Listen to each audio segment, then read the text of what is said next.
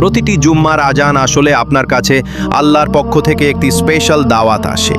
কিন্তু আপনি কি জানেন, এই দাওয়াত বারবার উপেক্ষা করলে আপনার অজান্তেই আপনার নামটা ঈমানদারের তালিকা থেকে কাটা যেতে পারে। সহিহ হাদিসে এসেছে, যে ব্যক্তি কোনো কারণ ছাড়াই অলসতা করে 3টি জুম্মা ছেড়ে দেয়, আল্লাহ তার হৃদয়ে মোহর মেরে দেন। ফলে ভালো মন্দের পার্থক্য করার ক্ষমতা সে হারিয়ে ফেলে। দুনিয়ার সামান্য লাভের জন্য আমরা কত দৌড়ঝাঁপ করি, অথচ জুম্মার দিনের সেই মহামূল্যবান মুহূর্তটি হারিয়ে ফেলছি, যখন দোয়া করলে আল্লাহ কখনোই খালি হাতে ফেরান না। ভাইয়েরা আমার, কাজ তো সারা জীবনই থাকবে, কিন্তু কবরের অন্ধকার ঘরে এই জুম্মার নামাজ আজই হবে আপনার আলোর প্রদীপ। তাই আর দেরি নয়, পরবর্তী জুম্মা থেকেই নিজেকে আল্লাহর দরবারে হাজিরের শপথ নিন। আল্লাহ আমাদের সবাইকে হেদায়েত দান করুন। আমিন।